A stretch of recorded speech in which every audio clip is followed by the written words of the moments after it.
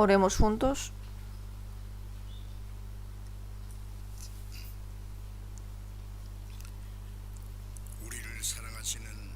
Dios Padre Santo y Misericordioso, que nos ama, nosotros que estábamos alejados de Dios en medio del pecado, hemos seguido a nuestros deseos carnales y hemos vivido para las cosas vanas de este mundo. Pero Dios, tuviste misericordia de nosotros. La ira y la condenación que teníamos que recibir nosotros, el Señor Jesús recibió en nuestro lugar, y con la sangre preciosa que el Señor ha derramado, nos has limpiado nuestros pecados para siempre.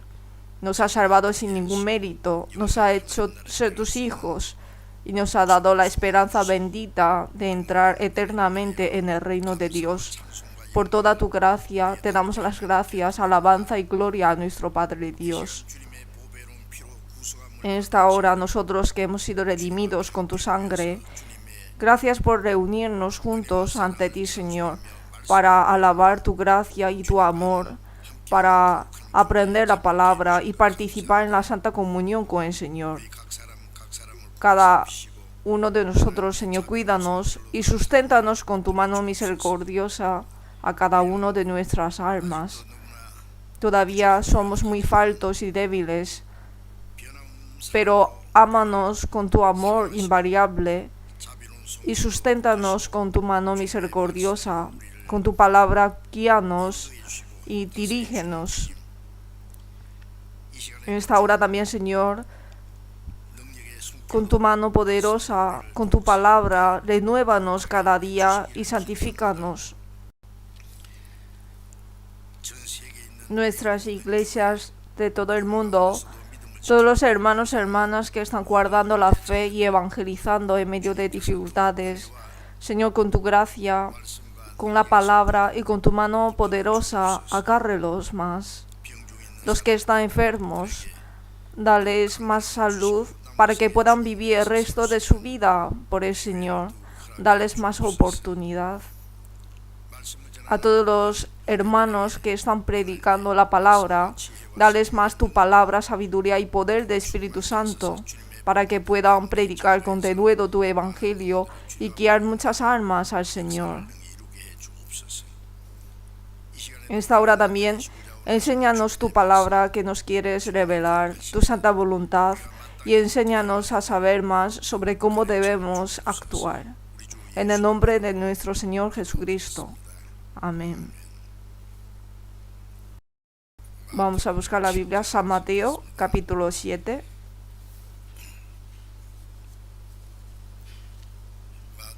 San Mateo, capítulo 7.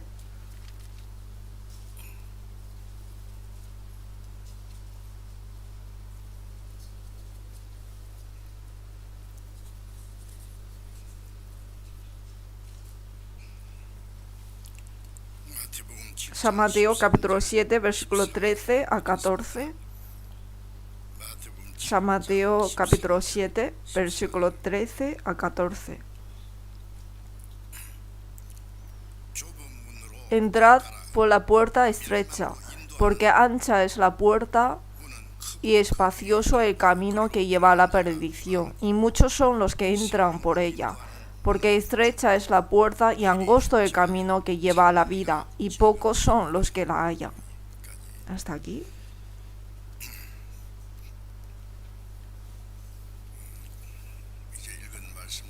A través de la palabra que hemos leído ahora, vamos a ver la verdad que el Señor nos quiere enseñar con esta palabra. Entrad por la puerta estrecha.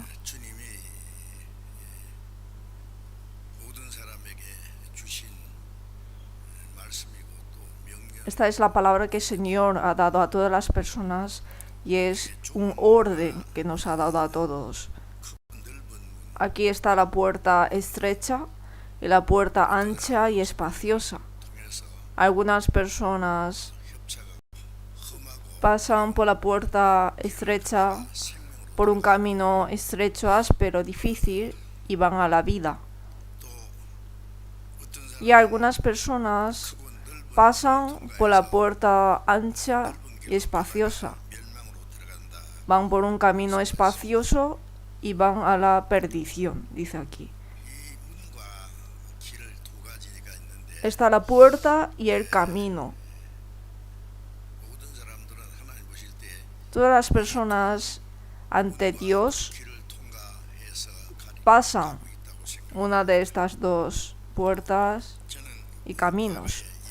En el pasado pensaba que se refería a los creyentes y a los incrédulos, porque creer en Jesús, pues hay que ir a la iglesia los domingos, no puede ir de viaje libremente como otras personas, y hay que vivir conforme a la Biblia, y conlleva sufrimiento y dificultades.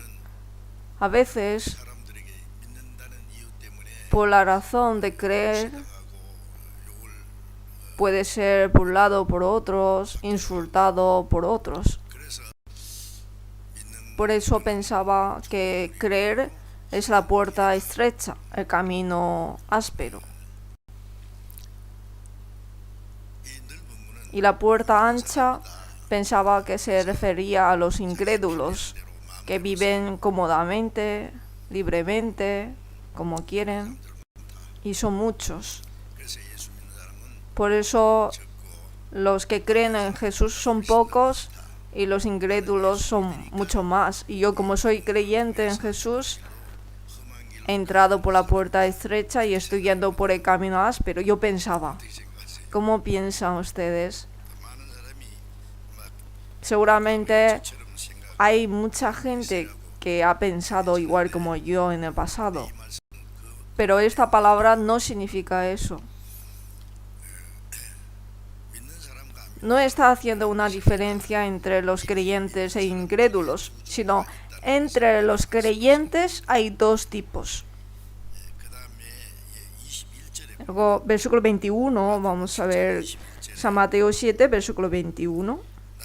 No todo el que me dice Señor, Señor entrará en el reino de los cielos, sino el que hace la voluntad de mi Padre que está en los cielos. Jesús dijo, el que me dice Señor, Señor. Los que llaman a Jesús Señor son creyentes. Los incrédulos no van a llamar a Jesús Señor. Los que llaman Señor, Señor son creyentes. Antes, después de recibir la salvación, al principio, iba en las reuniones de oración. Hay grandes reuniones de oraciones. Y había alumnos de teología que encendían pequeños fuegos y cuando se apagaba el fuego llamaban Señor, Señor. Y cuando se resbalaban también Señor, Señor. O trae un café y dice, Señor. Llama mucho Señor. Hay gente así y también hay gente que de verdad sinceramente llaman Señor, que ora en las madrugadas, ora toda la noche. Ojalá que todos pudieran ir al cielo, pero Jesús dijo, no todo el que me dice Señor, Señor entrará en el reino de los cielos. Pues esto porque ellos llaman solamente de boca Señor, solamente van a la iglesia formalmente. Claro que no pueden ir al cielo ellos. Pero los que creen sinceramente, parece correcto, ¿no? Pero ¿qué es creer sinceramente? ¿Qué es creer sinceramente? Orar con fervor y hacen servicio bien, hacen buenas obras, hacen ofrenda mucho. Eso es hacer sinceramente, ¿no? Pero ¿cuánto hay que hacer para poder ir al cielo? A lo que pueda, así. Pues esto tampoco es la respuesta correcta. Y luego en la palabra dice, en versículo 22, Muchos me dirán en aquel día, Señor, Señor, ¿no profetizamos en tu nombre, y en tu nombre echamos fuera demonios, y en tu nombre hicimos muchos milagros? Y entonces les declararé, nunca os conocí, apartaos de mí, hacedores de maldad. Aquí muchos vendrán al Señor en aquel día y dirán, ¿no profetizamos en tu nombre? Lo que ha dicho es verdad. Profetizar en tu nombre significa enseñar la palabra. Hoy en día es como pastores, misioneros, ¿no? Evangelistas. Esos son trabajos de profetas. Y en tu nombre echamos fuera demonios. Grandes obras han hecho, ¿no? Que en nombre del Señor fuera demonios y echaba demonios. Y en tu nombre hicimos muchos milagros. No solamente llamar nombre del Señor, sino hizo muchos milagros también, sanando enfermedades. A veces hacían milagros asombrosos. Son grandes obras, ¿no? Ellos han llamado al Señor, Señor solamente de boca. No piensan que han creído muy bien, pero sin embargo la palabra de Jesús fue que entonces les declararé, nunca os conocí. Apartaos de mí, hacedores de maldad. Pero ¿qué ha pasado aquí? El Señor les dice, nunca os conocí. Alguna persona viene y dice, maestro, me gusta mucho, maestro. Hice esto, lo otro por ti, maestro. Pero el maestro dice, pero ¿tú quién eres? No te conozco, no te conozco. No sé lo que estabas diciendo. Entonces, qué vergüenza, ¿no? Ve por ahí. Así será, ¿no? Nunca os conocí. Apartaos de mí, hacedores de maldad. Hacedores de maldad significa que no hicieron conforme a la ley, no hicieron conforme a la palabra. Apartaos de mí. Ser echado del Señor es ir al infierno. No solamente invocaron el nombre del Señor, sino profetizaron, echaron demonios, hicieron muchos milagros. Seguramente mucha gente dirá, esta persona es alguien muy excelente, recibirá grandes galardones ante el Señor, pero sin embargo la palabra del Señor fue algo improvisto. Nunca os conocí. ¿Pero por qué es así?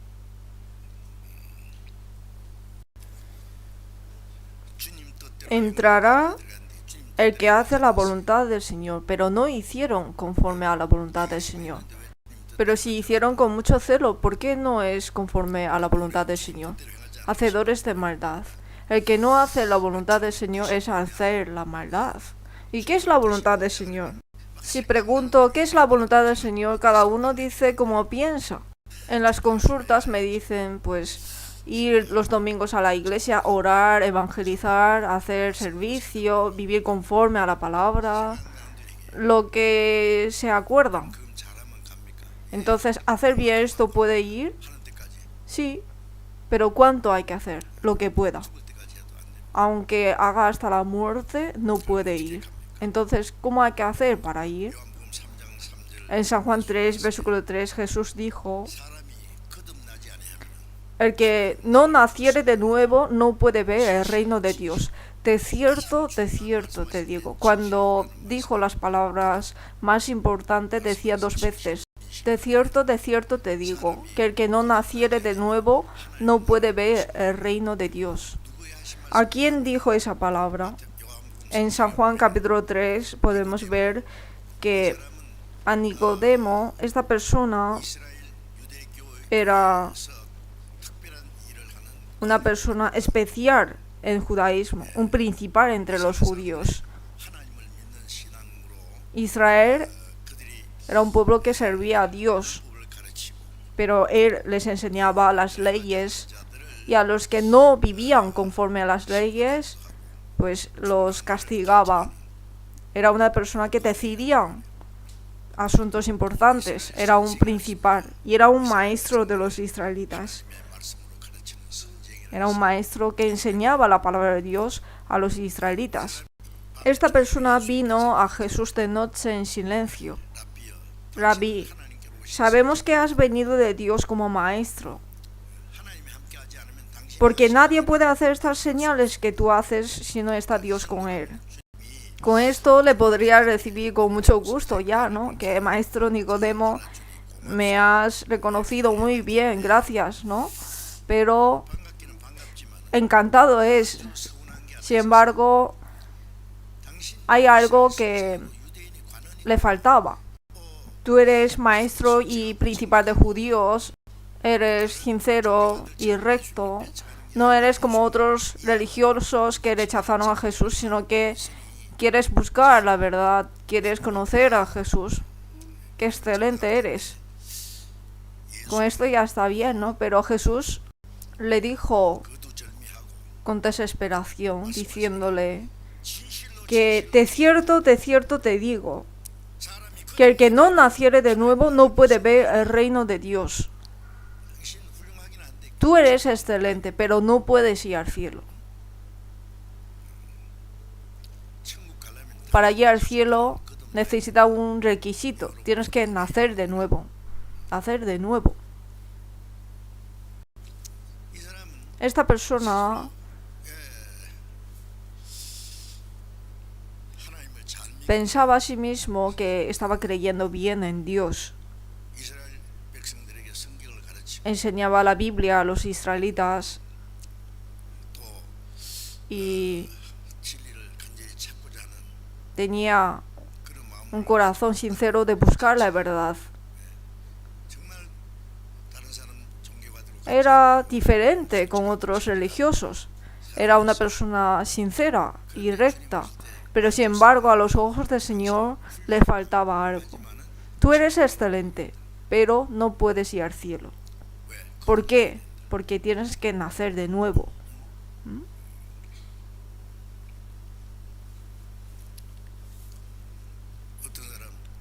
Alguna persona quiere ir a Estados Unidos. ¿Cómo puede ir a Estados Unidos? ¿Con mucho dinero puede ir? ¿O por ser bueno puede ir? No. Hay que tener pasaporte, hay que tener visado para ir a Estados Unidos, hay que comprar billete de avión. Tiene estas condiciones. Para ir a un país extranjero necesita condiciones. Pues para ir al cielo igualmente. Si no nace de nuevo, no puede ver al reino de Dios. Si no puede ver, ¿cómo vas a entrar?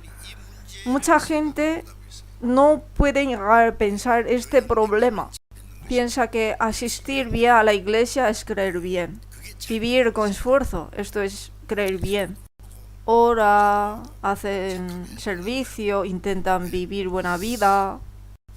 Si a los ojos de pastor le ve como una persona excelente, entonces diácono fulano o tal anciano recibirás gran galardón ante Dios. Entonces aparentemente dice, ay, ¿qué va? Pero por dentro dice, claro que voy a recibir grandes galardones. Pero primero hay que ir al cielo para recibir grandes galardones o pequeños. Pero primero tiene requisito de ir al cielo. ¿Has renacido de nuevo? Si ha nacido carnalmente, es hijo de los padres carnales. Tiene derecho de estar en la familia. Puede recibir amor de los padres. Para ir al cielo hay que nacer otra vez como hijo de Dios. Esta vez es nacimiento espiritual. Nacer carnalmente es una vez. Nacer espiritualmente también es una sola vez. Hay que nacer espiritualmente para que Dios sea mi Padre. En San Juan 8 los judíos le dijeron a Jesús que Dios es nuestro Padre. Pero Jesús les dijo, no, vuestro padre es el diablo. y los deseos de vuestro padre queréis hacer. Por eso hubo grandes peleas, porque los judíos eran el pueblo escogido de Dios, guardaban el día de reposo, intentaban guardar la ley, llamaban al Dios Padre, pero Jesús les ha dicho, vuestro padre el diablo. Por eso surgió grandes peleas.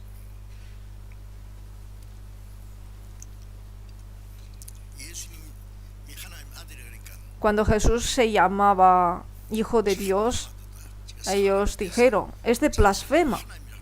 Siendo hombre, se llama Dios. Jesús es Dios mismo, es Hijo de Dios, Hijo unigénito. Es correcto, ¿no? Pero los judíos dijeron a Jesús que este siendo hombre, y dice que es Dios, que es Dios mismo, es Hijo de Dios. Por eso, esto fue una de las razones por la que querían matar a Jesús. Y al contrario, los judíos dijeron, Dios es nuestro Padre, pero Jesús les dijo, no, vuestro Padre es el diablo. En San Juan 8, versículo 44, dijo que vosotros sois de vuestro padre el diablo. Viendo lo que estáis haciendo cosas de vuestro padre el diablo. Hay que pensar bien sobre esto. Ahora también pasa lo mismo. Mucha gente tiene celo de Dios y piensa que con esto ya es hijo de Dios.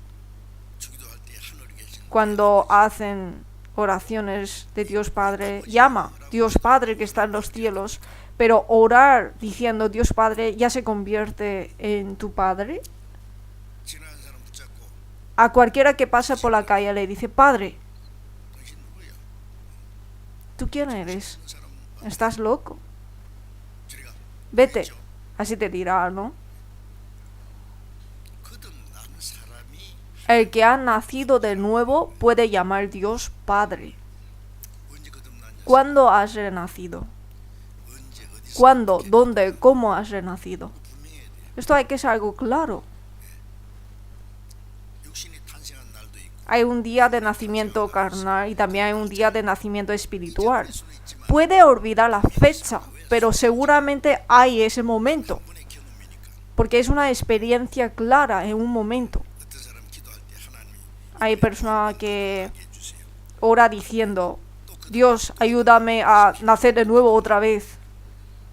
Nacer de nuevo cuando quiera, cuando está aburrido y dice, voy a nacer de nuevo otra vez. No, es una sola vez. Este problema hay que pensarlo bien. Por eso, aunque no nace de nuevo, puede profetizar y puede echar fuera demonios y puede hacer muchos milagros. ¿No es algo asombroso? Hay gente que enseña muy bien la Biblia, habla súper bien y la gente se enamora de él. Lee unos versículos de la Biblia y habla filosóficamente, tradicionalmente, científicamente, moralmente. Yo también he escuchado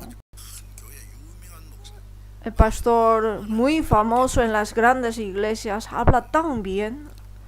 Cuando estaba en la carrera de teología, el director de la carrera de teología era un profesor que recibió el doctorado en Estados Unidos, que predica tan bien, hace su introducción, tema principal, 1, 2, 3, conclusión, punto culminante, y después de todo,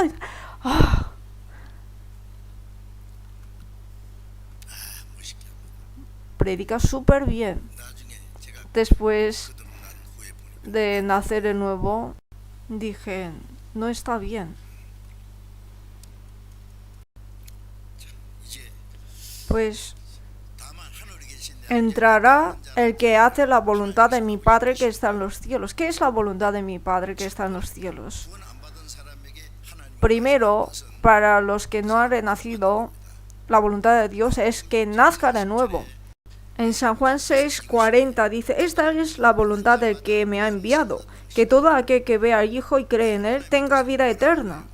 La voluntad de Dios es recibir la salvación. Al que va al infierno le pedirá dinero o le pedirá buenas obras. Le pide que reciba la salvación. A una persona que no ha recibido la salvación, ¿qué le pedirá a Dios? La voluntad de mi Padre es todo aquel que ve al Hijo cree en Él, que a través de Jesucristo entienda la gracia de Dios, reciba la salvación, reciba la vida eterna. Y yo le resucitaré en el día postrero. La voluntad de Dios, primera voluntad, es que reciba la salvación. Eso es hacer la voluntad de Dios. Y después de recibir la salvación, hay que vivir conforme a la voluntad de Dios. Y esto es en toda la vida. Comprobéis cuál sea la buena voluntad de Dios, agradable y perfecta. En Romanos 12, versículo 2. Esto es para las personas que ya han recibido la salvación. Después de recibir la salvación, tenemos que comprobar cuál sea la buena voluntad de Dios, agradable y perfecta, e ir obedeciendo uno tras otro. Esto no es condición para recibir la salvación, sino después de recibir la salvación hay que vivir así. No hay que mezclarlo. Por eso Jesús dijo, entrad por la puerta estrecha. ¿Qué es la puerta estrecha? La puerta estrecha es la puerta de salvación. En San Juan 10, versículo 9 dice, yo soy la puerta. El que por mí entrare será salvo. Jesús es la puerta. Yo soy la puerta de las ovejas. La puerta, cuando han entrado, ha pasado por la puerta, ¿no? Hay puerta abajo y también hay puerta aquí en el salón principal. Para ir al cielo solamente hay una puerta, puerta de salvación. Si ha entrado por esa puerta, es salvo. Yo soy la puerta, el que por mí entrare será salvo. En Éxodo capítulo 12, versículo 7, el pueblo de Israel estuvieron 400 años de esclavos en Egipto y Dios envió a Moisés y dio 10 plagas y la última plaga era la muerte de los primogénitos de Egipto. Dios dijo que el pueblo de Israel puedan ser protegidos de esa plaga de la muerte de primogénitos. Y necesitaban matar a un cordero o una cabra de 1 año sin mancha. Y en Éxodo 12, versículo 7 dice que tomarán la sangre y la pondrán sobre los 2 postes y en el dintel de las casas. Como está la puerta, pues la puerta hay 2 postes y en el dintel, pues hay que pintar la sangre allí. Y entonces, en la casa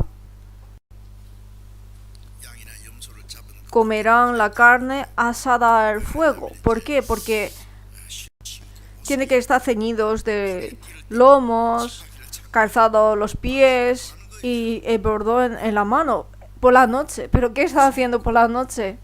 Con ropa puesta, calzado los pies, ceñido los lomos, con el bordón en la mano, porque en poco se partirán de ese lugar que ya están hartos de la vida de esclavitud de Egipto. Cuando llega la mañana se partirán de allí.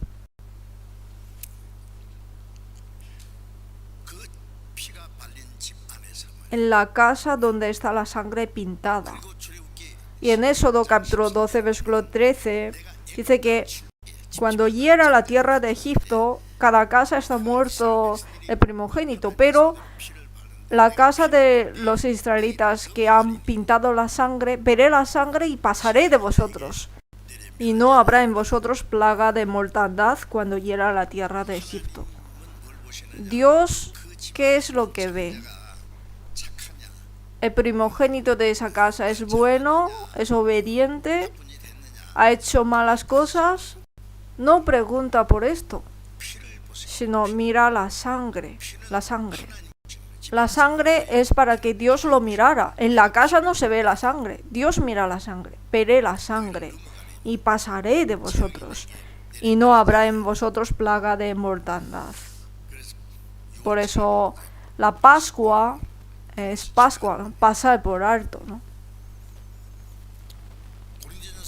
En 1 Corintios 5:7 dice que nuestra Pascua, que es Cristo, ya fue sacrificada por nosotros. El cordero o la cabra que fue matado en la Pascua tipifica que Cristo morirá en el futuro, derramará la sangre en la cruz y verá la sangre y Dios pasará de nosotros. Esa persona es buena, es mala, es una persona excelente o no, esto no importa. ¿Qué es lo que ve Dios? La sangre. Cuando creemos la sangre de Jesús en nuestro corazón, no me verá a mí, sino verá la sangre que yo estoy confiando y pasará de nosotros la condenación. En San Mateo 26:39, la noche antes de ser crucificado Jesús oró diciendo: si es posible, pase de mí esta copa. Había una copa delante de Jesús. Antes, cuando cometían pecado, los pecadores les daban copa, el rey, para que tomara y murieran de ese veneno. Ante Jesús estaba una copa, que ese pecado cometido, la ira, la condenación de todo el mundo. Jesús, que no tenía pecado, ¿por qué tenía que tomar esa copa? Jesús tenía el mismo cuerpo que nosotros. Por eso se cansaba, dormía en el barco, en el río Galileo. En medio de mañana estaba tan cansado que se dormía allí.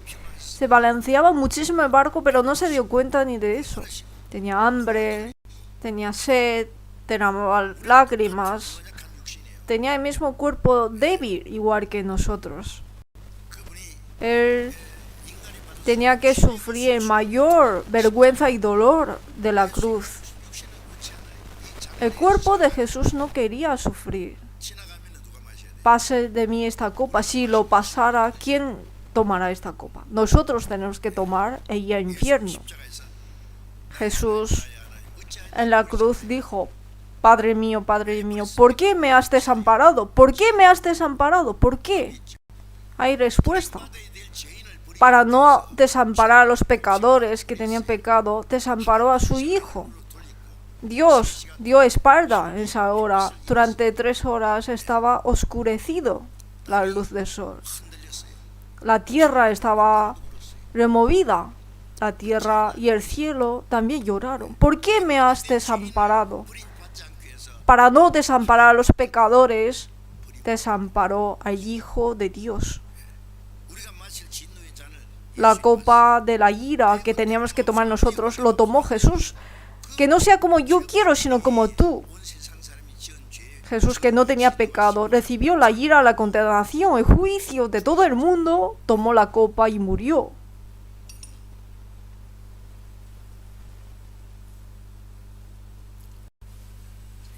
A través de la muerte del Cordero de la Pascua, el Hijo primogénito pudo ser protegido. El ángel que vino para matar al primogénito mató a este. Y esta casa está pintada la sangre. En lugar de primogénito murió el Cordero y se pasa de esta casa. La sangre de Jesús murió por nuestros pecados, quitó nuestros pecados. Cuando creemos en su sangre, Dios verá la sangre que estamos confiando y pasará de nosotros. Verá la sangre que está en la puerta y pasará de ellos. No hay que salir fuera de la puerta. El día siguiente, hasta el día que sale el sol. ¿Cuándo es ese día? El día que termina este mundo. Cuando se acaba todo el juicio. Entonces ellos se parten hacia la tierra prometida, la tierra de Canaán, ¿no? Los israelitas. Y nosotros hay que entrar en la puerta pintada con la sangre de Jesús. Entonces será salvo. Cualquiera persona. Porque de tal manera amó Dios al mundo que ha dado a su Hijo unigénito. Lo dio como ofrenda de expiación hasta la muerte. Cuando entienda y cree en esto, todo aquel que en él cree, todo aquel que en él cree no se pierda, mas tenga vida eterna. Por eso, pasar por la puerta estrecha es la salvación. Pasar por la puerta es al instante, una vez. No es que dura mucho tiempo. Pasar la puerta es un momento. Es algo instante, pero el camino es toda la vida, continuamente. Cuando recibimos la salvación hasta el día que vamos a Dios, hay que ir caminando continuamente. Pero ese camino es estrecho, es difícil, es un camino de sufrimiento. En Hebreos capítulo 10, versículo 20, dice que nos abrió un camino hacia el cielo, pero ¿cuándo fue abierto este camino? Es un camino nuevo y vivo que Él nos abrió a través del velo, y esto es de su carne. Había un velo grueso entre los humanos con Dios. Entre el lugar santo y el lugar santísimo del tabernáculo había un velo. El pueblo de Israel, para ser perdonado de sus pecados durante un año, el sumo sacerdote mataba al macho cabrío y con la sangre entraba en ese lugar santísimo abriendo el velo. Entonces está arca de testimonio y encima está el propiciatorio. ¿Por qué está propiciatorio? Para quitar el pecado según la ley. Entonces sobre el propiciatorio, que está encima de la ley, tenía que echar la sangre 7 veces orando. Entonces se quitaba el pecado de un año. Y después de un año, otra vez. Cada año tenía que repetir. Por eso tenía que abrir el velo, entrar, y cuando sale, otra vez se cerraba el velo.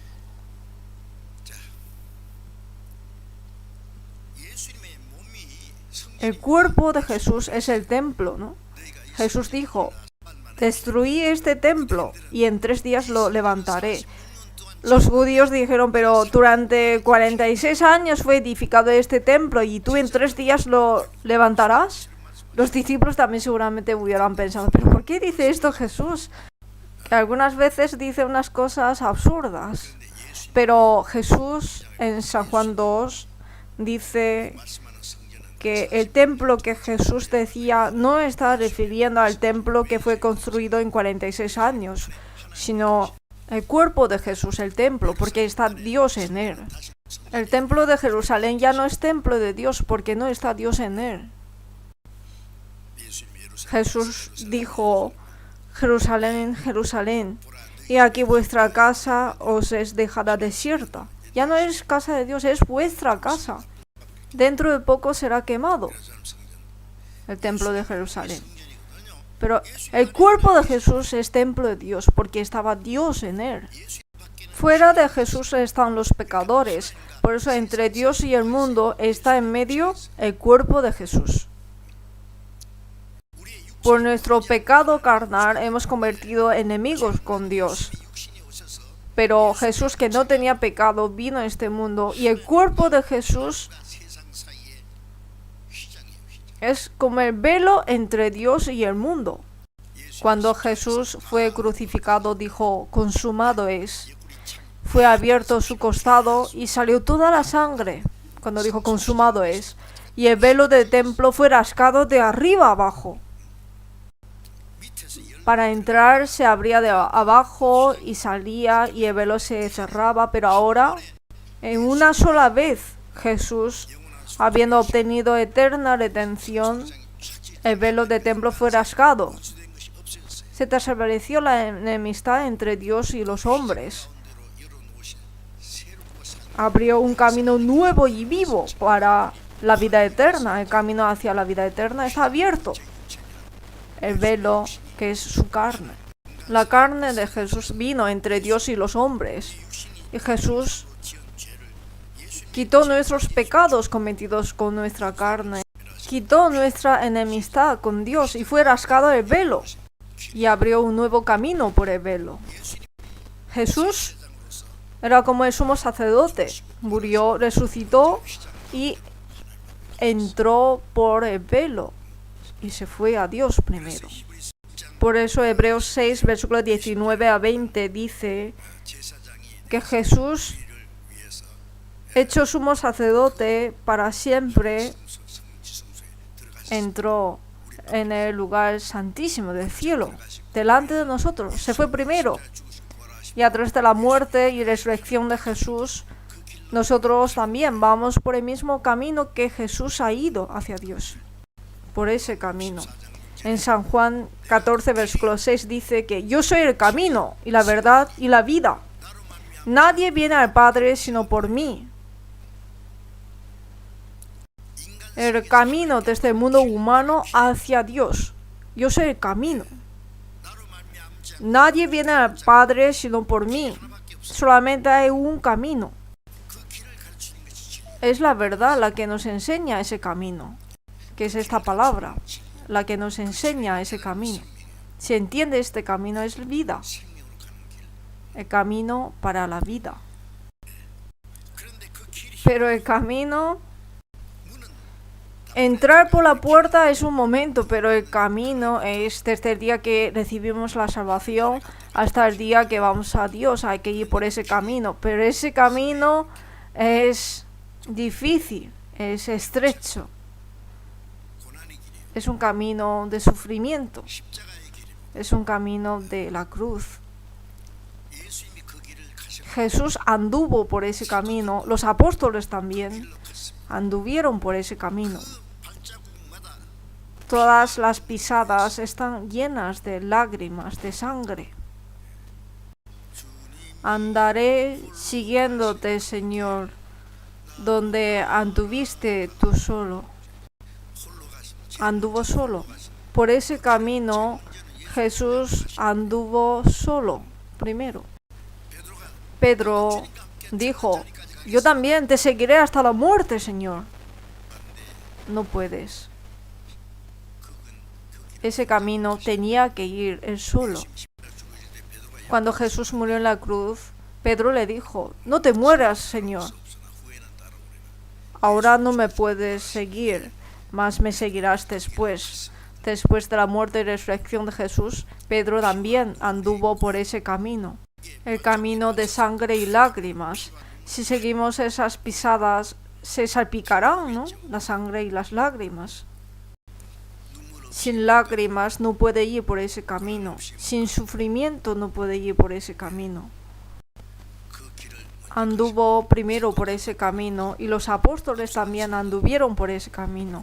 Los santos que fueron primero también anduvieron por ese camino. Nosotros también tenemos que andar por ese camino. Es un camino de sufrimiento, pero el Señor está junto con nosotros. El Espíritu Santo nos guía y al final de este camino nos está esperando el Señor. Es un camino para la vida eterna, para la gloria. La puerta para la vida, pero no la vida de este mundo, sino la vida detrás de este mundo, la vida eterna. Estamos caminando por un camino para la vida y para la gloria eterna, pero que no olvidemos que es un camino de sufrimiento.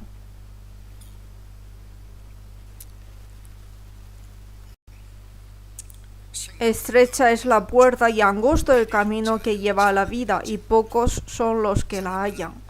Las personas quieren ir al cielo, pero no quieren sufrir, ¿verdad?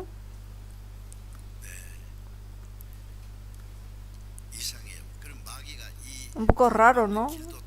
Entonces el diablo guía por un camino desviado. Tienes que ir por aquí, pero les guía por un camino desviado. Y luego dice, yo vivo como quiero libremente y luego voy al cielo y ya está. ¿Para qué creyendo Jesús no puede hacer esto ni otro? Creo en Jesús y hago lo que quiero. Con los amigos. Y también el mundo es divertido. Y luego voy al cielo. Dos cosas a la vez es mejor. ¿Qué? ¿Seguro es así? Hay una historia divertida que hay una hija mayor ya, se tiene que casar y hay dos chicos. Uno es guapo y es bueno, pero es pobre. Y el otro es rico, muy muy rico. pero no es tan guapo y su personalidad también no es tan bueno. Y entonces le ha dicho, eliges tú. De entre los dos, eliges tú. Pues si me caso con este chico guapo, bueno, creo que voy a tener hambre. Y este es rico, no es tan guapo, es un poco problemático. Estaba pensando, si voy a su casa, es bueno, pero estaba dudando. Pero al final ha decidido, pues sí ha decidido. ¿Cómo ha decidido? Se va a casar, pero dormiré en casa de chico que es guapo y la comida comeré en casa de rico. Qué inteligente, ¿no? Que quieren los dos. Pero es posible.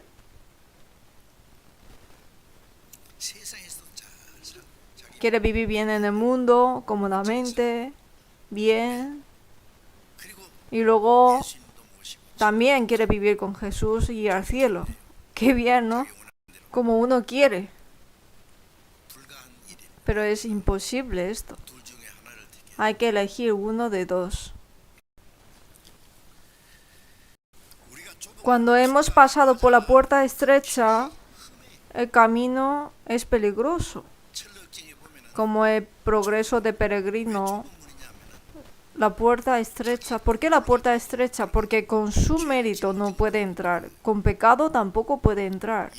Solamente confiando en el mérito de la sangre de Jesús puede entrar por esa puerta estrecha. Por eso en el progreso de peregrino, el cristiano tenía una bolsa de pecado, ¿no?, en su espalda y tenía un libro en la mano, que es la Biblia. Y la ciudad donde vivía se llamaba Destrucción. Lloraba y un predicador vino y le preguntó, ¿por qué lloras? Y dice, he leído en el libro y dice que la ciudad donde vivo se llama Destrucción, que es una ciudad que será destruida. Tengo que partirme de aquí, pero no sé a dónde ir y estoy pensando en esto. Así, pues mira, allí, que está alumbrado, ¿no?, ese lugar, tienes que ir allí. Entonces empezó a caminar. ¿Habéis visto, no?, el progreso de peregrino? Vida eterna. Y andaba. Su esposa le seguía atrás y dice, cariño. El hijo y la hija, papá. Y los amigos, amigo. Le seguían. Pero él se escapaba, ¿no?, para no ser llevados por ellos a la ciudad destruida otra vez. Llegó a la puerta estrecha. Y al pasar por la puerta estrecha, esta bolsa de pecado que tenía en su espalda se cayó hacia atrás hasta la tumba. Y a esa persona le apareció el ángel, le quitó su vestido sucio y le vistió con ropa buena. Esta es la salvación, la puerta de salvación, la puerta estrecha, donde fue quitado la bolsa de pecado y fue vestido con vestido de justicia, como Isaías 61:10, con vestiduras de salvación y manto de justicia, y seguía caminando hacia el cielo. Pero el camino es tan peligroso que hay tantas tentaciones y le pasaba cualquier cosa. Los que no han leído el progreso de peregrino, que lean, y los que han leído, que también vuelvan a leer. Se trata de progreso desde que hemos recibido la salvación hasta el día que vamos al cielo. Hay camino desviado, tentación, prueba, sufrimiento, pero ese es el camino para ir al cielo. ¿Qué vamos a hacer? Hay que ir por ese camino. Por eso es el camino para el cielo. Está muy bien expresado. John Bunyan es una persona salva. Fue encarcelado por predicar el evangelio y escribió esto en la cárcel. Por eso, entrar por la puerta estrecha, caminar por el camino peligroso e ir a la vida eterna, a la gloria. Esto nos habla. Y luego, ancha es la puerta y espacioso el camino que lleva a la perdición, y muchos son los que entran por ella. Hay puerta para la perdición. Jeremías 21, versículo 8, Dios dijo: He aquí pongo delante de vosotros camino de vida y camino de muerte. Hay camino de vida y camino de muerte. Delante de todas las personas hay dos caminos. Uno hay que escoger. Y según lo que uno ha escogido, se determinará su destino eterno.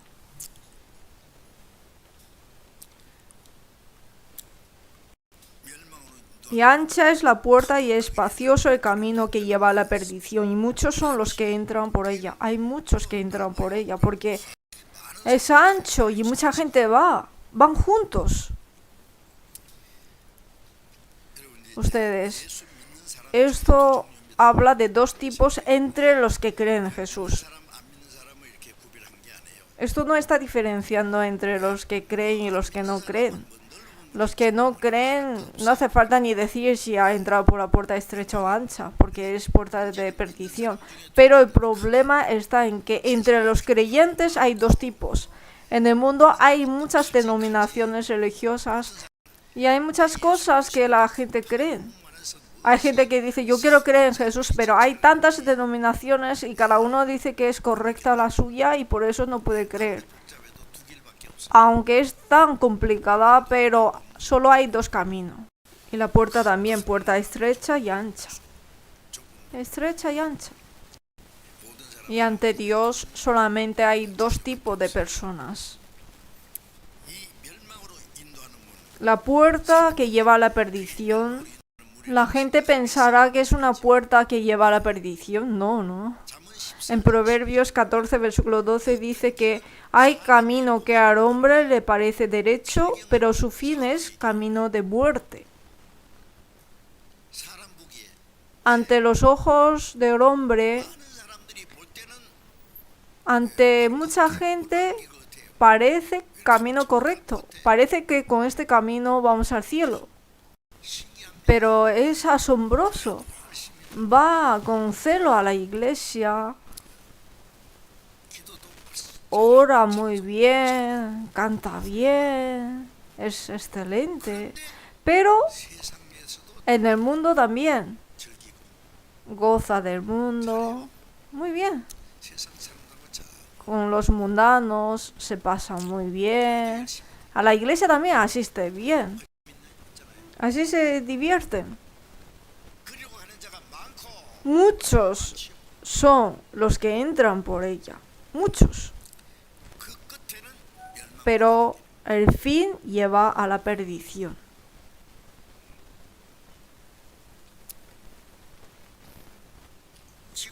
Ahora también hay tanta gente que va por ese camino. Ahora nosotros también, nosotros creemos en Jesús, ¿no? Por eso tenemos que examinarnos si mi fe es una fe que he pasado por la puerta estrecha y estoy caminando por el camino peligroso, o estoy caminando por el camino que va mucha gente, por la puerta ancha y estoy caminando por el camino espacioso y por el camino sigo pensando que estoy yendo bien. Uno se equivoca y es su libertad. Hay camino que al hombre le parece derecho, pero su fin es camino de muerte. ¿No? Por eso en 2 de Corintios 13, versículo 5 dice: examinaos a vosotros mismos si estáis en la fe, probaos a vosotros mismos. ¿O no os conocéis a vosotros mismos que Jesucristo está en vosotros a menos que estéis reprobados? Hay que examinar la fe. ¿Qué significa esto? La fe, la Biblia habla que hay fe, pero fe muerta, fe naufragada, la fe vana, la fe rechazada. Hay variedad de fe. Hay muchos tipos de fe. Pero la fe muerta. El cuerpo sin espíritu está muerto, la fe sin obras está muerta. La fe rechazada, la fe naufragada, la fe vana. Con esta fe no puede ir al cielo. Hay muchos tipos de fe, muchos. Es muy raro. En el mundo hay muchas religiones y entre los que creen en Jesús también. Hay muchos cristianos religiosos no renacidos. Tocar zoquetes ante el budismo, recitar escrituras budistas, pedir bendición o decir amén en las iglesias, son igual no renacidos, son igual fe ciega, fe supersticiosa. Y piensan que es correcto. ¿Es una fe que Dios acepta? Si os dice, nunca os conocí, entonces, ¿cómo haríais? ¿Cómo hay que examinarse? Hay que examinar con la palabra. Porque creer es creer en la palabra. Por eso la fe en chino se escribe la palabra y el hombre. Esta es la fe. La letra china conlleva mucho significado. Cuando el hombre acepta la palabra. La fe es por oír y oír por la palabra de Dios. Si no hay palabra, ¿cómo vamos a creer si Dios es invisible? Aunque Dios es invisible, pero podemos escuchar su palabra. Con la palabra podemos conocer a Dios y con la palabra podemos conocer a sí mismo ante Dios y con la palabra podemos conocer a Jesús y podemos entender y conocer la gracia de Jesús y recibir la salvación. Por eso con la palabra hay que examinarse la fe de uno, revisando uno y uno. Cómo hacer un diagnóstico de salud. A ver si es segura, si está bien. Con la palabra hay que examinarse la fe de uno. En San Marcos 7, versículo 6 dice, Jesús dijo al pueblo de Israel, hipócritas, bien profetizó de vosotros Isaías, como está escrito, este pueblo de labios me honra, mas su corazón está lejos de mí. De labios se acerca a Dios, pero de corazón están lejos de Dios. Hay mucha gente así. De labios, muy bien. ¿Quién no puede de labios? Llamar al Señor de labios, parece que solo Él ama a Dios. Habla tan hermosamente. En San Lucas 6, versículo 46, Jesús dijo, ¿por qué me llamáis Señor, Señor y no hacéis lo que yo digo? De labios dice Señor, Señor, pero no hace lo que el Señor dice. Es mentira.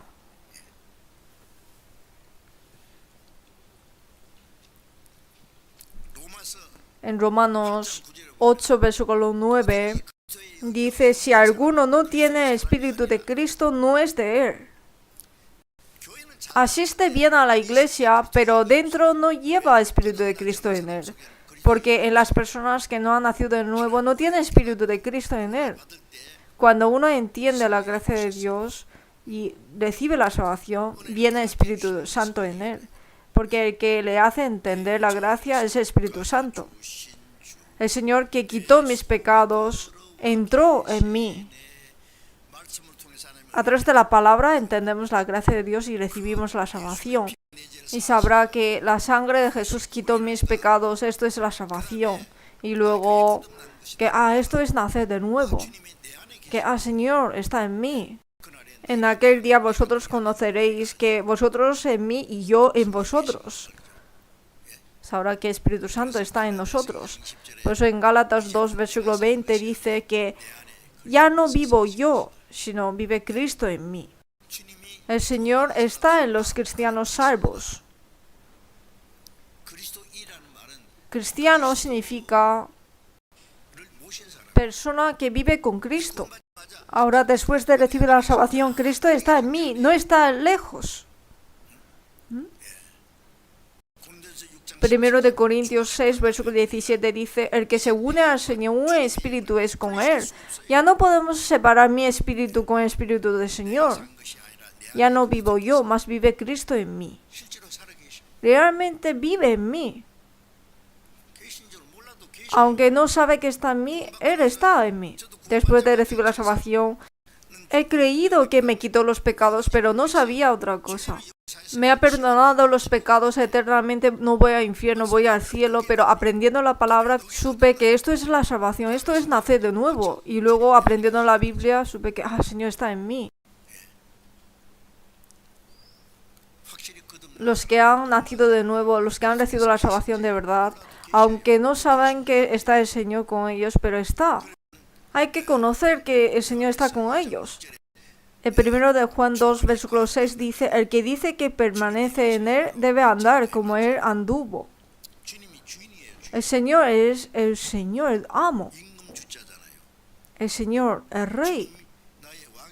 El Señor es mi Rey, mi amo. Es el Señor de toda mi vida. Yo no puedo vivir como yo quiero. Vivo o muero, vivo para el Señor. Vivo o muero, que sea a su voluntad. ¿No es así?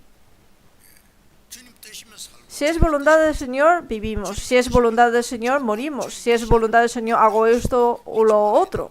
Si no es voluntad del Señor, aunque quiero hacer, no lo hago. Mi cuerpo y mi espíritu, todos son del Señor. Yo no tengo derecho de vivir para mí mismo, ni morir para mí mismo. Vivo o muero, que sea su voluntad. Por eso el apóstol Pablo dijo en Filipenses 1 que ahora también será magnificado Cristo en mi cuerpo, o por vida o por muerte. No que yo sea magnificado o yo sea gozoso, sino el Señor a través de mi cuerpo sea magnificado, sea glorificado. Por eso vivió para el Señor y murió para el Señor. ¿Cómo pensáis? Eso es cristiano verdadero, no cristiano falso. Pero hay poca gente así.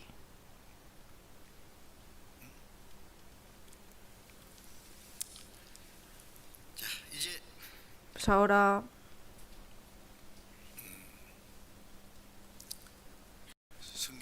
aprendiendo la Biblia, dice que estrecha es la puerta y angosto el camino que lleva a la vida, y pocos son los que la hallan.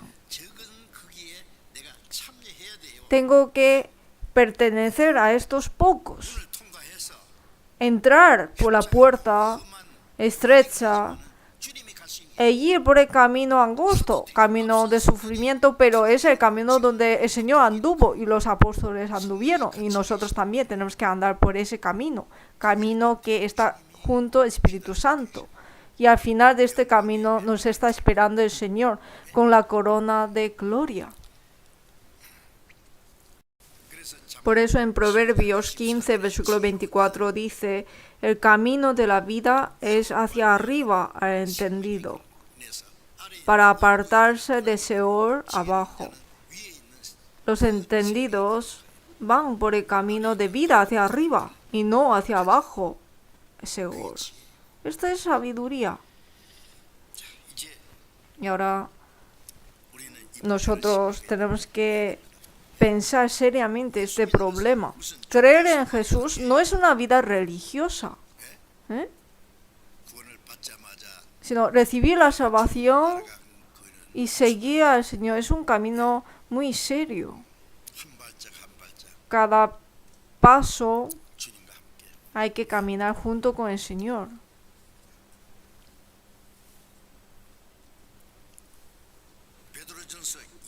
Primero de Pedro, capítulo 2, buscamos. Primero de Pedro, capítulo 2.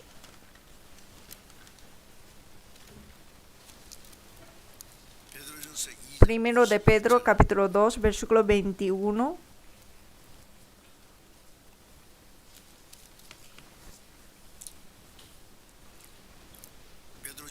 Primero de Pedro, capítulo 2, versículo 21.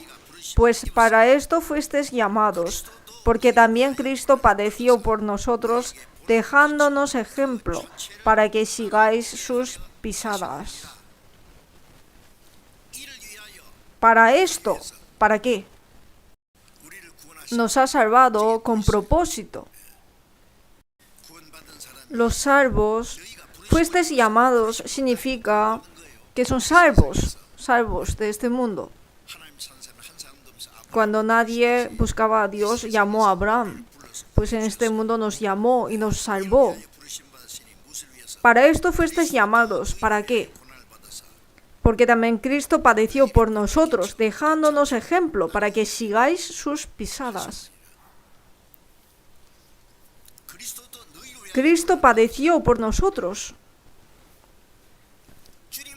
El Señor padeció por nosotros para salvarnos. El que no tenía pecado sufrió toda vergüenza y sufrimiento en la cruz. Quebrantó el poder de la muerte y resucitó. Jesús, como un grano, murió y nos hizo nacer como hijos de Dios. Padeció por nosotros dejándonos ejemplo. Dejándonos ejemplo, Señor nos dio ejemplo. ¿Ejemplo de qué? El Señor no solamente nos salvó, sino que toda la vida de Jesús ha sido un ejemplo para nosotros. ¿Pero qué ejemplo? Ejemplo de sufrimiento. El camino que anduvo el Señor fue un camino de sufrimiento. Obedeció hasta la muerte, el camino de la cruz. Y después de resucitarse, entró en la gloria. Él padeció y entró en la gloria. Por eso, dejándonos ejemplo para que sigáis sus pisadas. Que sigamos pisadas de sufrimiento de Él. Pisadas de sufrimiento.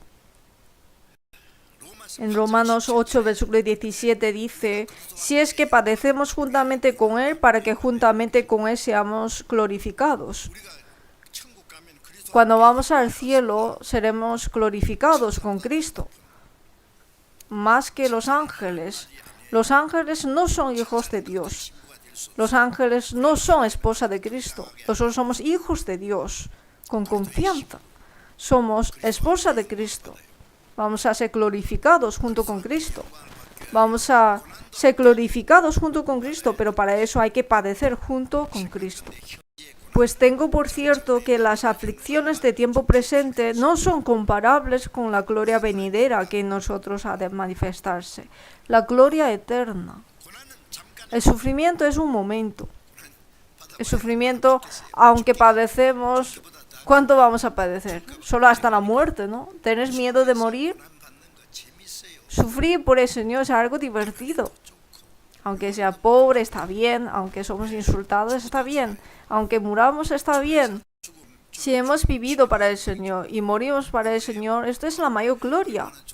¿Sentís injusto por esto? Es lo mejor, ¿no? Siendo cristianos, seguimos al Señor, sufrimos y dice: ay, ¿por qué vivo así? ¿Por qué he recibido la salvación sufriendo así? ¿Cómo? Hay que pensar, ¿cómo he recibido la salvación y estoy siguiendo el camino de sufrimiento, el camino del Señor? Hay que pensar que es una gloria. Los discípulos estuvieron gozosos de haber sido tenidos por dignos de padecer afrenta por el Señor. Ser insultados por el Señor, ser azotados por el Señor, morir por el Señor. Esto es la mayor gloria. Pero no quieren. Es mejor, ¿no? Es lo mejor. Alguna persona, por creer en Jesús, fue atado, le quitaba la piel. ¿Todavía crees? Le quitaba la piel. Vosotros me estáis quitando la piel de pecado, pero el Señor me vestirá con un vestido glorioso.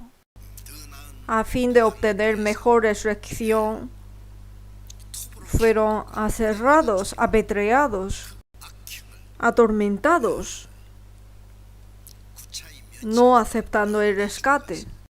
Han muerto con valentía. Hebreos. Vamos a buscar primero de Pedro, capítulo 5, versículo 10. Primero de Pedro 5, versículo 10.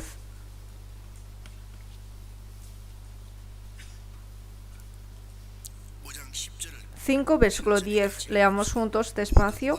Mas el Dios de toda gracia, que nos llamó a su gloria eterna en Jesucristo, después que hayáis padecido un poco de tiempo, Él mismo os perfeccione, afirme, fortalezca y establezca. Señor, que nos llamó a su gloria eterna, nos ha salvado para que entremos en su gloria eterna. Después de que hayáis padecido un poco de tiempo, sufrimiento es un poco de tiempo. Él mismo os perfeccione, afirme, fortalezca y establezca. A través del sufrimiento nos da el bien. Es padecido un poco de tiempo, pero Él nos perfecciona, afirma, fortalece y establece. Los cristianos sufren un poco y no saben cómo hacer.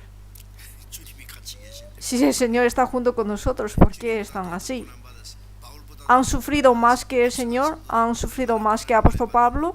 Si los antepasados de la fe han sufrido tanto, solo están pensando lujosamente. ¿Tienen miedo de pobreza? ¿Tienen miedo de ser insultados? ¿Tienen miedo de morir? No hay nada para temer. No hay envidia, ni miedo, ni temor. Qué divertido es, ¿no? Si es caminar con el Señor. El Señor está con nosotros. En el lugar de sufrimiento también está el Señor con nosotros. El apóstol Pablo, predicando el evangelio, fue azotado, le quitaron la ropa, le llevaron a la cárcel subterránea y le apareció el Señor por la noche. Pablo, confía, no morirás. Cuando leí esa palabra, he pensado, después de ser azotado, encarcelado, cuando le duele todo el cuerpo, ¿por qué aparece ese momento y le dice, Pablo, confiad, no temes, no morirás aquí, morirás en Roma, predicarás evangelio en Roma? Es un poco raro, ¿no? ¿Por qué no le ayuda a no ser encarcelado y no ser azotado? Pero no es así. Ser azotado, ser padecido, ser encarcelado, en ese momento el Señor está junto con él. Le da fuerza para vencer el sufrimiento. No es que le da el camino para evitar.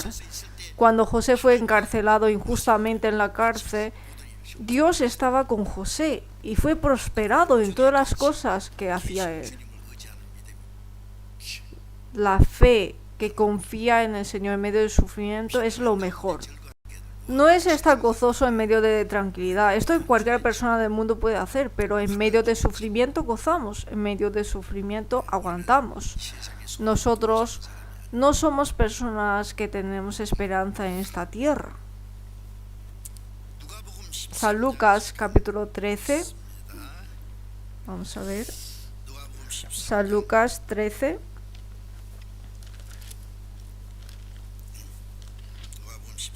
San Lucas 13, versículo 22, 23. San Lucas 13, versículo 23. Y alguien le dijo, Señor, ¿son pocos los que se salvan? Y él les dijo, esforzaos a entrar por la puerta angosta, porque os digo que muchos procurarán entrar y no podrán. Señor, ¿son pocos los que se salvan? Eso también es una tarea nuestra, ¿no? ¿Cuántas personas recibirán la salvación? ¿Son pocos? ¿Son muchos? Pero el Señor dijo, no son muchos. Son pocos los que se salvan, y Él les dijo, esforzaos a entrar por la puerta angosta. Jesús dijo con antelación, estrecha es la puerta y angosto el camino que lleva a la vida, y pocos son los que la hallan. Pero dice, esforzaos a entrar por la puerta angosta, porque os digo que muchos procurarán entrar y no podrán. Procurarán entrar significa que hay mucha gente que cree porque quiere ir al cielo, pero hay más gente que no puede entrar que los que entran. Hay mucha gente que no puede ir. Muchas, inimaginables. Nosotros ahora también vemos que hay mucha gente que cree en Jesús, es una época de prosperidad cristiana.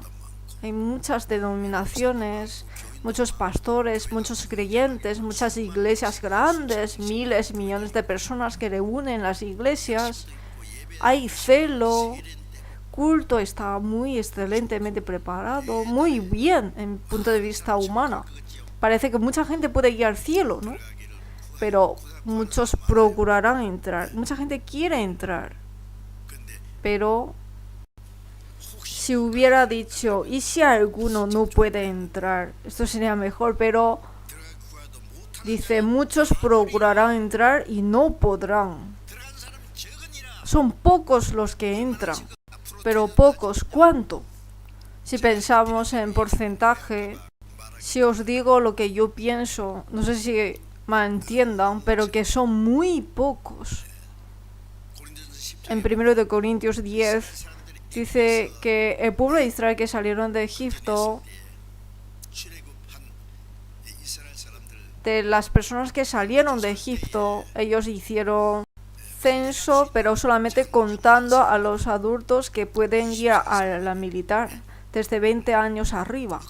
Y eran 600.000. Sumando las mujeres y los niños, eran muchos. Solamente hombres mayores habían 600.000, pero los que entraron en la tierra de Canaán eran Josué y Caleb, 2 personas.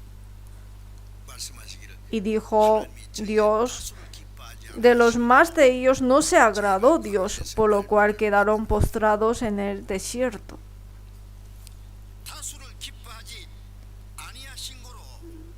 De los más de ellos no se agradó Dios. En 1 Corintios 10:5 dice, en este mundo la mayoría es la que gana, ¿no? Si va mucha gente, aunque no es camino, se convierte en un camino, ¿no?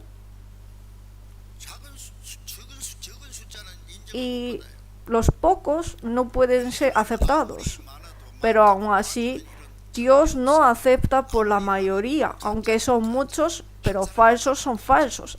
Aunque queda uno solo, si es verdad, es verdad. Sodoma y Gomorra fue destruido porque no había 10 justos. En Sodoma y Gomorra no había justo, claro, no llega a 10. Y Jeremías dijo que no había un justo en Jerusalén que Dios buscaba.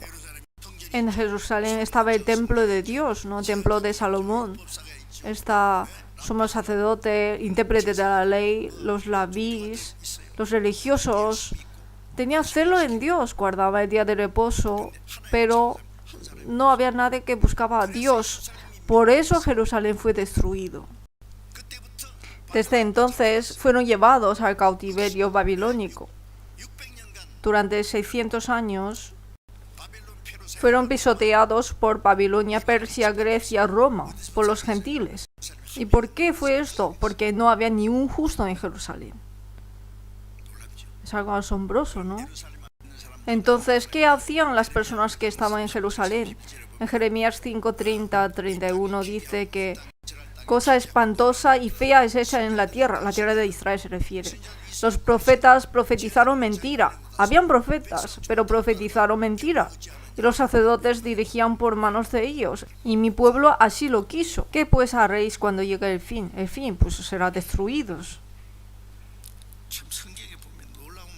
En la Biblia aparecen muchas palabras asombrosas.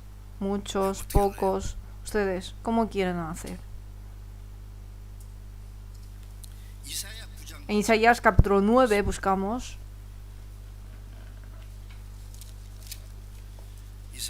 Isaías capítulo 9.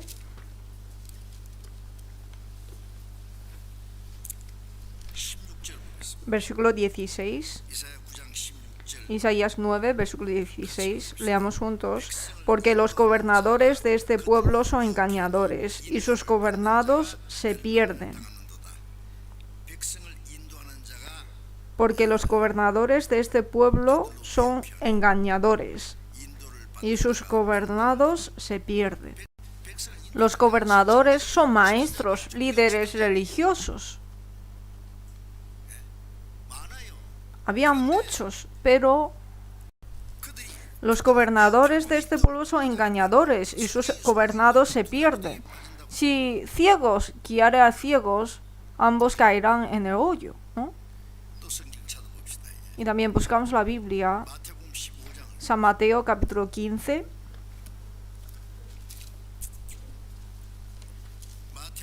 San Mateo 15, versículo 13. Versículo 13 a 14 leamos. Pero respondiendo él dijo: toda planta que no plantó mi Padre Celestial será desarraigada. Dejadlos, son ciegos guías de ciegos, y si el ciego guiare al ciego, ambos caerán en el hoyo.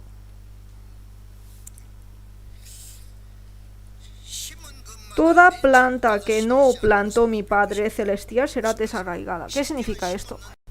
Sí que fue plantado, pero no plantó Dios Padre. ¿Qué significa esto? He sembrado sojas, pero después de poco he ido y solamente ha salido frijoles. Entonces, ¿qué hay que hacer? Ha salido frijoles en vez de soja, ¿está bien? Pero Dios no. Toda planta que no plantó Dios será desarraigada, aunque salen muchos. ¿Qué ha sembrado Dios? Sembró la vida de su Hijo. Un grano se cayó en la tierra y murió, el Hijo unigénito de Dios. A través de la muerte de Jesús, los salvos. En 1 de Juan 1, versículo 12 dice que más a todos los que le recibieron, a los que creen en su nombre, les dio potestad de ser hechos hijos de Dios, los cuales no son engendrados de sangre, ni de voluntad de carne, ni de voluntad de varón, sino de Dios. ¿Cómo se recibe a Jesús? Hay gente que hace oración, dice: Jesús, te recibo, yo creo que tú estás conmigo, amén. Entonces ya está conmigo. Esto es salvación de recepción, es falsa. Con esta manera puede recibir a Jesús. Hay que entender la gracia que Jesús cumplió, la gracia de Dios. Y cuando cree en esto, viene Espíritu Santo. Y Él es el Señor. Por entender y creer en la gracia de Dios, recibimos la salvación. Y el Señor viene en mí. Todos los que le recibieron, a los que creen en su nombre, les dio potestad de ser hechos hijos de Dios, los cuales no son engendrados de sangre. Hay gente que se llama creyente de matriz. ¿Es porque la madre es creyente y él también es creyente? ¿Qué significa creyente de matriz?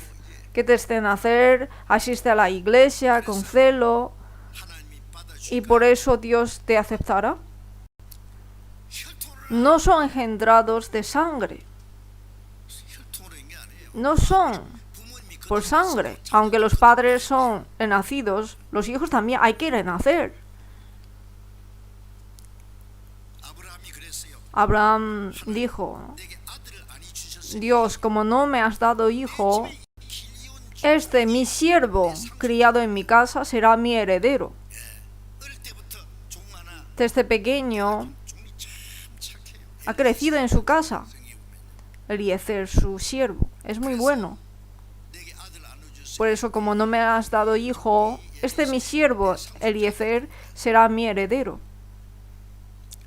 Y Dios dijo: no,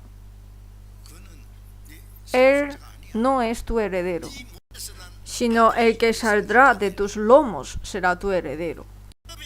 Ismael, hijo de la concubina, tampoco puede ser heredero, sino el hijo Isaac, hijo de su mujer, será heredero de Dios.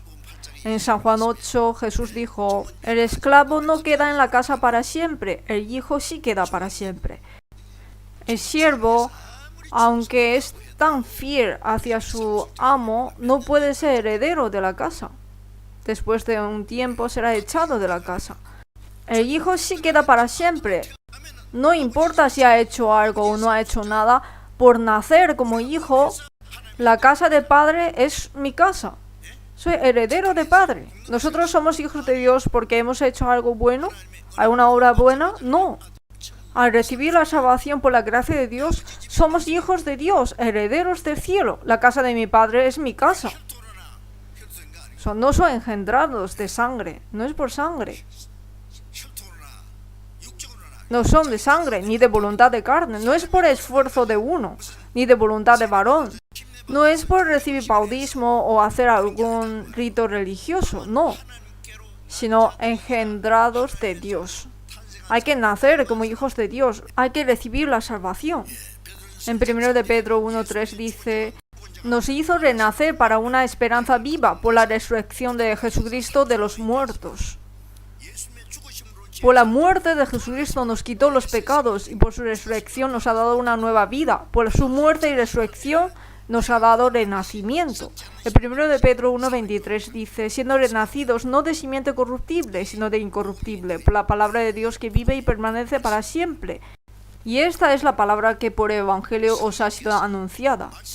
El Espíritu Santo, a través de la palabra, nos hace entender la muerte y resurrección de Jesús y nos hace recibir la salvación. Eso es nacer de nuevo por Espíritu Santo, no de simiente corruptible. Esto es lo que Dios ha plantado.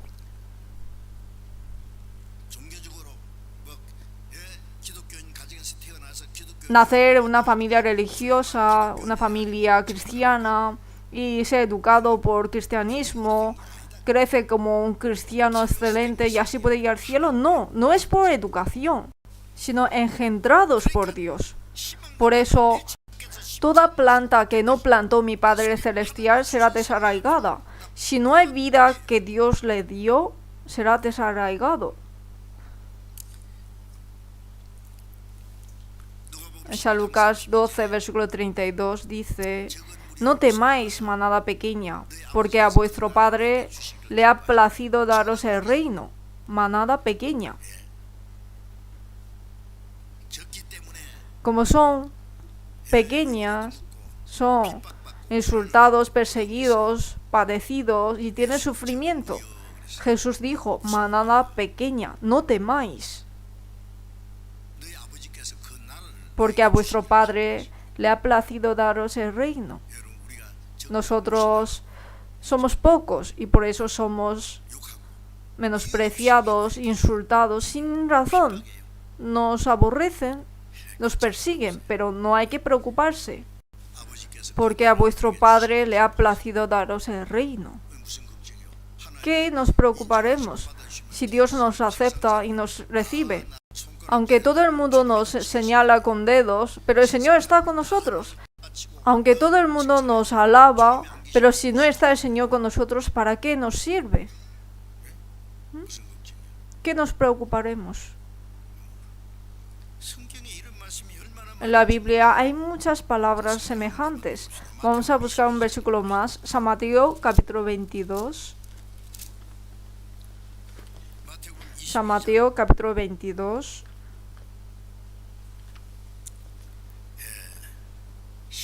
Versículo 10. Y saliendo los siervos por los caminos, juntaron a todos los que hallaron, juntamente malos y buenos, y las bodas fueron llenas de convidados. Y entró el rey para ver a los convidados, y vio allí a un hombre que no estaba vestido de boda, y le dijo: amigo, ¿cómo entraste aquí sin estar vestido de boda? Mas él enmudeció. Entonces el rey dijo a los que servían: atadle de pies y manos y echadle en las tinieblas de afuera, y ahí será el lloro y el crujir de dientes. Versículo 14, leamos juntos. Porque muchos son llamados y pocos escogidos. En la boda del rey fueron invitados primeramente los judíos, pero no vinieron. Por eso estaban preparadas las bodas, pero no vienen los convidados. Por eso les ha dicho: id a las salidas de los caminos, es decir, al norte, sur, este, oeste, a todo el mundo fue predicado el evangelio. Llama a las bodas a cuantos halléis. Han venido mucha gente, pero había gente que no estaba vestido de boda. Otros están vestidos de boda, porque en la boda del rey, antes de entrar, tenía que estar vestido de boda. La ropa identifica a uno, ¿no? Hay gente que viste bien, hay gente que viste muy pobre, entonces ¿cómo pueden comer cómodamente en las bodas? Los pobres no pueden estar con los ricos, porque sería mejor ir a una esquina y comer allí solos. Pero al estar vestido por igual, somos iguales. Ustedes cuando vamos al baño público, somos iguales, ¿no? No sabemos quién es quién porque estamos todos desnudos. Somos iguales. Aunque están vestidos, son iguales. Si vestimos por igual, somos iguales. Porque tenemos el mismo vestido. Vestido de salvación, vestido de justicia. ¿Cómo entraste aquí si está vestido de boda? Puede ser que a esta persona le gusta su ropa y dice, no necesito, quiero enseñar mi ropa al rey. Atarle de pies y manos y echarle en las tinieblas de afuera. Allí será el lloro y el crujir de dientes, al infierno. ¿Has venido a las bodas sin estar vestido de boda? Mas él enmudeció. Eso significa que no he vestido de boda porque no tenía. Pero al entrar lo estaba repartiendo. ¿Por qué tú no has vestido? Pero el problema era que muchos son llamados y pocos escogidos. ¿Qué significa eso? Que son muchos los llamados. Pero la palabra que el Señor quiso decir es que los pocos son los escogidos. Los que están vestidos de boda, los salvos, son pocos. Hay mucha gente que va a la iglesia, pero los renacidos, los salvos, son muy pocos. En la Biblia aparecen muchas palabras como muchos, pocos, así. Ahora,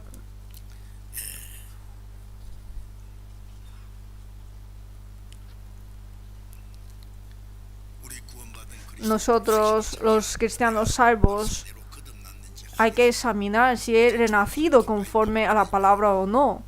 Si he pasado por la puerta estrecha, entonces hay que caminar por este camino estrecho, ese camino peligroso, hasta el día que vamos al Señor. Es ese camino para ir a la vida eterna, para ir a la gloria. Es el camino que el Señor nos está esperando. Hay que ir por ese camino hasta el final. El día de la segunda venida del Señor está muy cerca. Nosotros tenemos que examinar con certeza nuestra salvación. Si no es, comprobar con la palabra otra vez.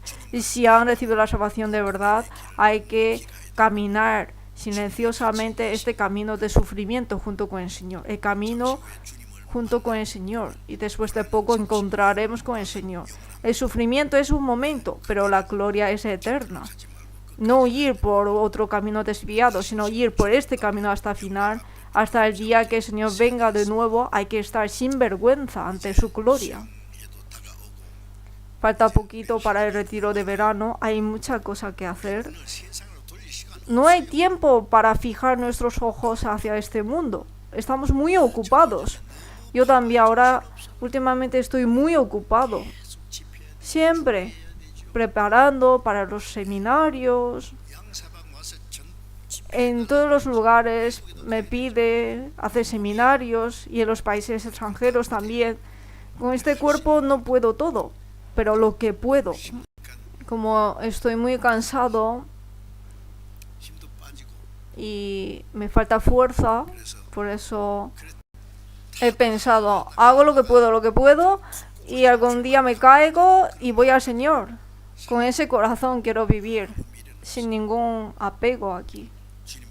Si el Señor me da fuerza, con esa fuerza viviré. Y si me dice hasta aquí, entonces gracias y me voy. Pero espero que podamos ir juntos cuando venga el Señor, porque está muy cerca su venida. Oremos juntos. Dios nuestro Padre misericordioso, esta última época que Dios ha planificado, nos has llamado y nos has salvado de entre muchas personas de este mundo. Nos has distinguido a ser santos y nos ha hecho estar en el cuerpo del Señor, la Iglesia, para vivir según tu palabra, seguir a la guía del Espíritu Santo. Señor, el camino que tú anduviste, pasando por la puerta estrecha, por el camino de sufrimiento que el Señor nos acompaña, por el camino peligroso, vamos a ir caminando. Anhelamos y esperamos el día que encontraremos contigo, Señor. aunque tengamos cualquier sufrimiento o dificultad, pero confiamos que el Señor está junto con nosotros, por eso te agradecemos. Señor, guíanos para que nadie se caiga de este rebaño santo y que podamos estar ante tu gloria en el día que tú vengas. Todavía hay muchas almas pobres que no han recibido la salvación. Ayúdanos a evangelizarles. Y en el retiro que tendremos dentro de poco, ayúdanos para que mucha gente pueda recibir la salvación. Utiliza a todos nosotros para tu santa obra. En el nombre de nuestro Señor Jesucristo. Amén.